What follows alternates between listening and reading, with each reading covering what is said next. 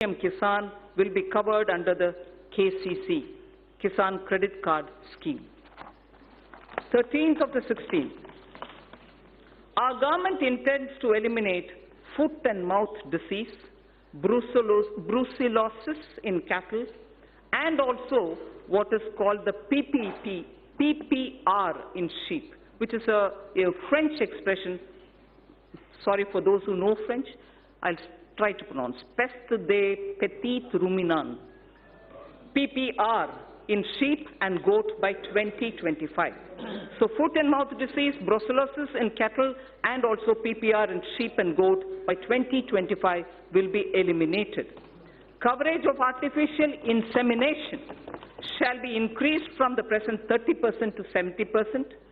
Manrega would be dovetailed to develop fodder farms.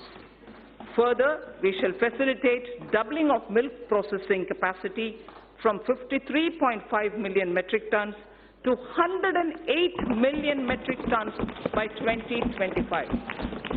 From 53.5 million metric tons of milk to 108 million metric tons by 2025. 14th point, blue economy. Our government proposes to put in place a framework for development, management and conservation of marine fishery resources. 15th, youth in coastal areas benefit through fish processing and market.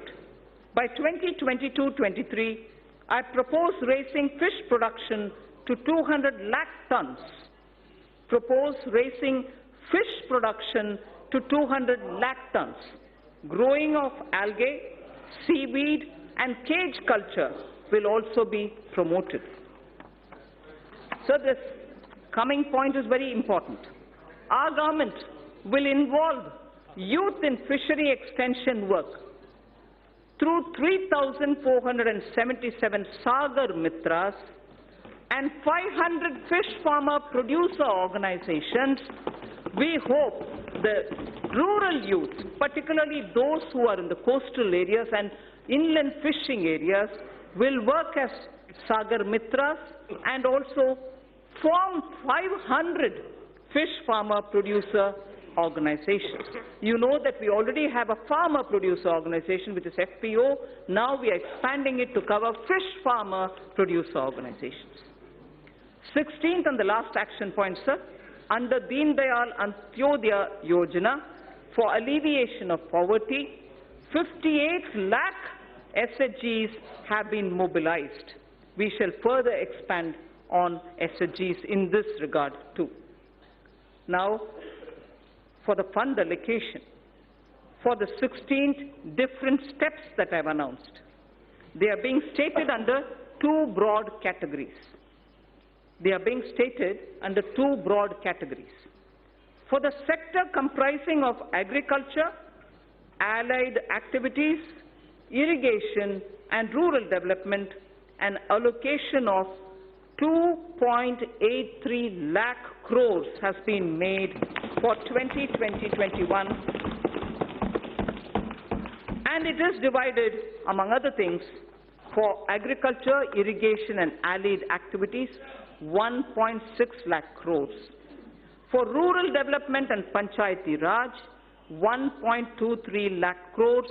Both put together, it is about 1.73 lakh, 2.8 lakh, 83 lakh crores, 2.83 lakh crores. Wellness and water and sanitation is the second under Aspirational India. I said my three themes: Aspirational India, economic development and caring society. Under each, I state three which contain specific programs. Aspirational India, already I have mentioned about the rural development and so on. Now I talk of wellness, water and sanitation.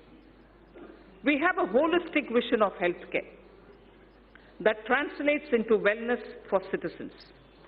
Mission Indradhanush has been expanded to cover 12 such diseases, including 5 new vaccines. Fit India movement is a vital part of fight against non-communicable diseases coming out of lifestyle issues. A very focused safe water Jal Jeevan mission and comprehensive sanitation program Swachh Bharat mission have been launched to support the health vision that would reduce the disease burden on the poor. Presently, under PM Jan Arogya Yojana, there are more than 20,000 empaneled hospitals who help in Ayushman Bharat. We need more such hospitals to be empaneled in Tier 2 and Tier 3 cities for poor people in these areas to benefit from them. It is therefore proposed to set up a viability gap funding window for setting up hospitals in PPP mode. In the first phase, those aspirational districts will be covered. We know there are 112 of them. So those aspirational districts from 112 that we have, where presently there are no Ayushman empaneled hospitals, will be given priority. So from 112 of aspirational districts, those which don't have an empaneled hospital for Ayushman treatments will be given the first priority, so that in Tier 2 and Tier 3 we have more such hospitals. This would also provide large-scale employment opportunities to youth. Proceeds from taxes on medical devices. This is very interesting. It has a bearing on what I will be saying during taxation, the Part B. Proceeds from taxes on medical devices would be used to support this vital health infrastructure which will get built in the aspirational districts. Using machine learning and artificial intelligence in the Ayushman Bharat scheme, health authorities and the medical fraternity can target diseases with an appropriately designed preventive regime. TB harega, desh jeetega. TB harega, desh jeetega. This campaign has been launched. I propose to strengthen this campaign to realize our commitment to end tuberculosis by 2025.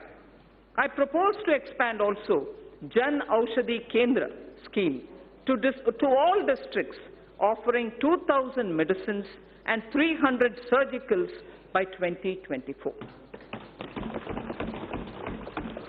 I have provided for the health sector about 69,000 crores, that is inclusive of 6,400 crores for Prime Minister Jan Arogya Yojana. So now the important point on sanitation. Our government is committed to ODF Plus. We know ODF is already there, launched, successfully sort of covered, saturation reached. But our government is committed to ODF Plus in order to sustain ODF behavior, because it has a lot of impact. If behavioral patterns don't remain consistent, it can have a negative bearing. So our government is committed to ODF Plus in order to sustain ODF behavior and to ensure that no one is left behind. Now, more needs to be done towards liquid and grey water management. Focus would also be on solid waste collection, source segregation and processing. The total allocation for Swachh Bharat mission is about 12,300 crores for this year, 2020-21. Aiming to provide piped water supply to all households, Prime Minister announced from the